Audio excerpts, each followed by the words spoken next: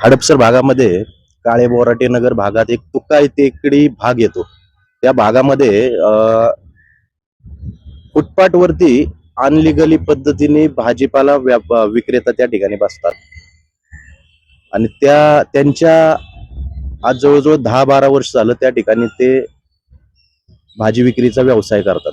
आणि त्यासाठीच आम्ही या ठिकाणी आलोय की ते ज्या ठिकाणी बसतात त्याच मागच्या साईडला पुणे महानगरपालिकेच्या हद्दीतली काही जागा येते आणि ती जागा त्यांच्या व्यवसायासाठी किंवा भाजी मंडई त्यांना त्या ठिकाणी भाजी मंडई भाजी विक्री करण्यासाठी त्या ठिकाणी ती जागा उपलब्ध करून द्यावी आणि त्या लोकांची पुनर्वसन त्या ठिकाणी करून द्यावे. त्यांना त्यांचं घर त्या त्या भाजी विक्रीवरती चालतं आणि व्यवसाय त्या ठिकाणी ते करतात.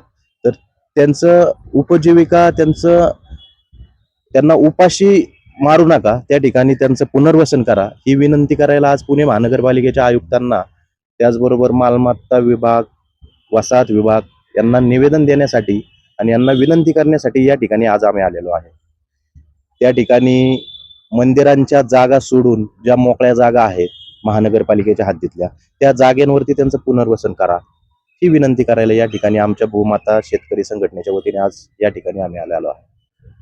ह्याच्यासाठी एक पथारी व्यावसायिक कायदा पण आहे आणि त्यांची लोक पण निवडून येतात ते ह्याच्यामध्ये काय सहभाग घेणार आहे?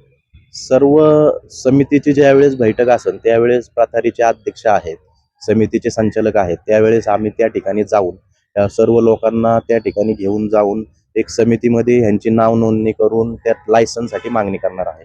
17 सालापासून 2017 पासून लायसन बंद आहे, पण ते लायसनही त्या ठिकाणी ह्या मागणी बरोबर चालू व्हावे आणि गोरगरिबांचे पोट त्या ठिकाणी भरावे, त्यांच्या पोटाचा विचार महानगरपालिकेने केला पाहिजे ही एक भूमिका आमची त्या ठिकाणी आहे. त्याचबरोबर त्या ठिकाणी जवळजवळ हडपसर भाग भरपूर मोठा आहे.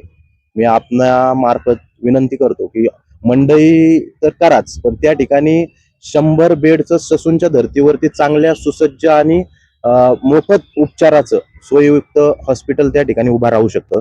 त्यासाठीही आमची आयुक्तांकडे मागणी आहे की त्या ठिकाणी हॉस्पिटल उभा व्हावं ही एक विनंती त्या ठिकाणी आम्ही करतोय.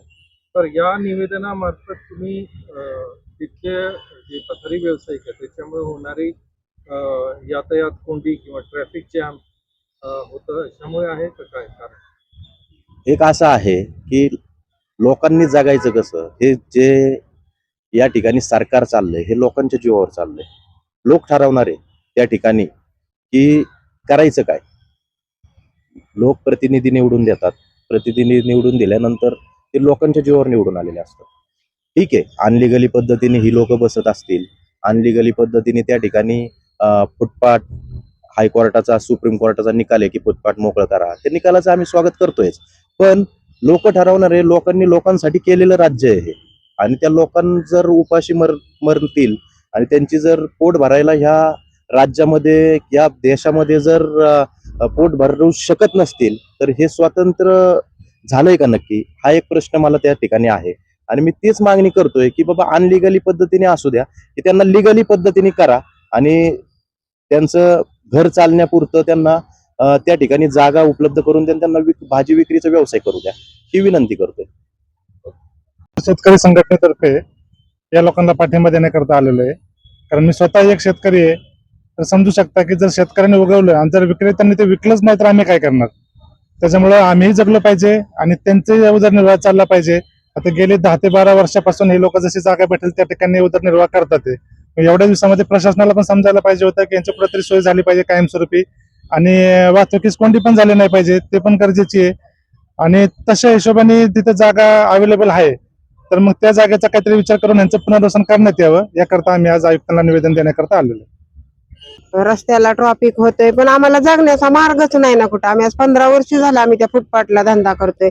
आज 15 दिवस झालं आमचं जगणं मुश्किल केलं ह्या लोकांनी. मग आमची काहीतरी सोय करा, गाडी बंद करा. काय म्हणणं आहे? आमचा उदरनिर्वाह भाजीवरतीच होतो. आमचं 15 दिवस झालं चूल बंद, म्हणजे चूल बंद नाहीये पण आमचं पोट त्याच्यावरती चालतं, ते बंद झालंय. मग आम्ही दुसरं काम तर करू शकत नाही, 15 वर्षापासून हाच व्यवसाय चालू आहे आमचा. मग आम्हाला कुठेतरी जागा उपलब्ध करून द्यावी ही मागणी आहे प्रशासनाकडे.